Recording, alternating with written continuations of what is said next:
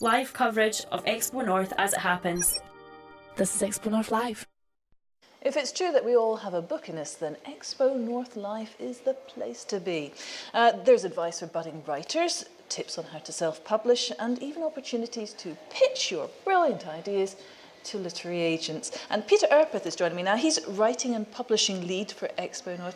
Peter, welcome. Hi.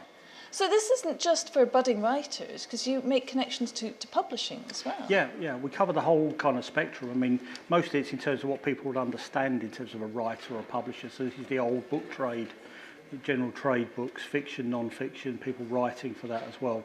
But yeah, we very much work in terms of publishing, and a lot of the programme we have at this year's Expo is really to do with the changes that have occurred in that kind of space as well. So it's an industry that's gone through a lot of change, and is going through a lot of change, and that's very much a part of our programming this year as it was last year.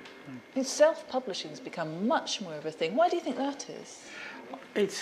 I suppose publishing over the last 4 or 5 years has gone through the kinds of changes that the music industry went through, and some people might say that's actually about the empowerment of the producer, that the writer themselves feel as though they're actually taking control of their own destiny, as it were. They can go straight to market, they can go straight to the reader via digital publishing, things like Amazon, and cut out the old middle ground where they might get an agent who then sells their work to a publisher and generally takes a large proportion of the financial return for that.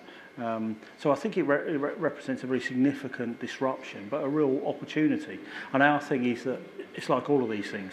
It's absolutely great if you do it professionally. And that's the advice. That's a lot of our day-to-day bread and butter work is about being a professional writer, about taking the most of the opportunities, the new ones that arise as well. So I think people are obviously drawn into that. It's a really, really exciting place to be. But it's not quite so simple as that. Over the last couple of years, traditional trade has really learned from the kind of light-footed new approaches of the indie author as well. And the traditional trade looks much more like the new trade actually now. So they've kind of settled, the war is pretty much settled out. There's new ways of doing it, and they're much more similar than they were during the great disruptions of the last couple of years and so on.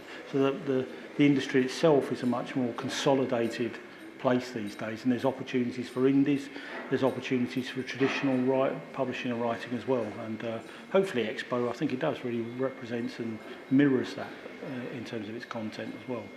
Okay, so what sort of events are there this year that you're particularly interested in? Well, I'd say that it falls into two broad categories, which is Expo is very much like this itself, I think. There's direct practical learning and opportunity creation. So we have things like how to write an illustrated book for children, run by an organisation called Picture Hooks, which is Scotland's leading mentoring and development agency for illustrators.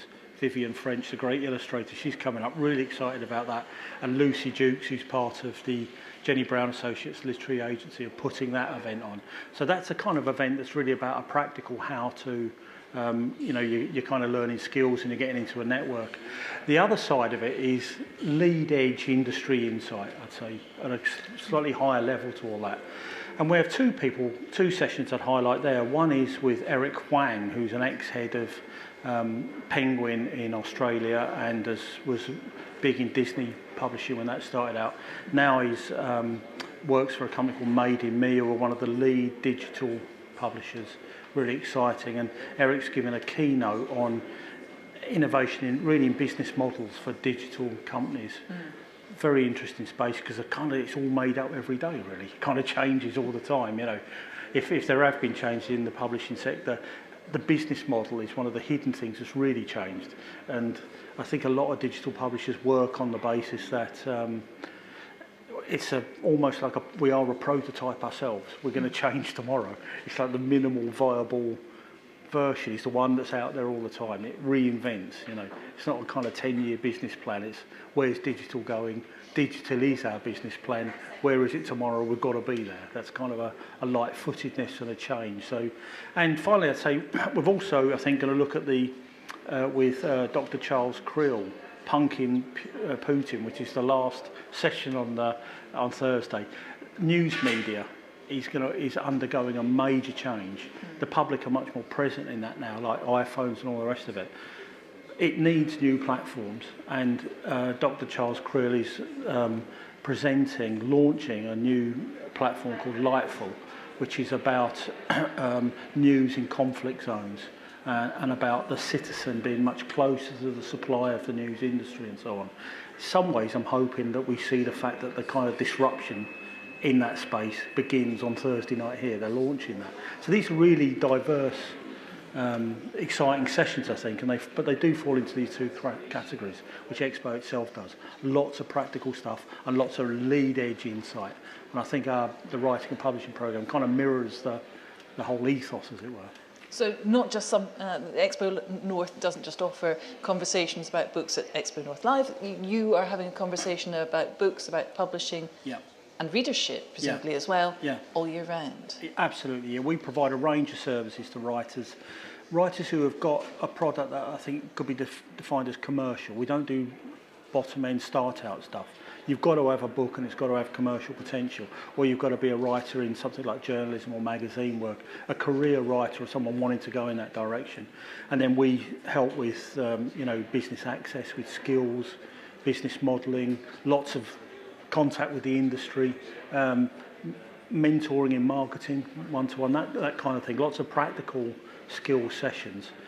And every year as well, Expo, we provide these kinds of, top industry connections, get the insight about where it's going, look over the horizon a little bit. So it's, our own program has all those kind of practical mentoring approaches, we work with lots and lots of individuals on developing their product, their novel, their content, as it were, remains absolutely key to us, but also on the skills you need to sell things in digital marketing and that kind of aspect of the business as well. It's really changed. It used to be when I started out, where's the quill? I want to get to my garret and write a novel. And how do you write a novel?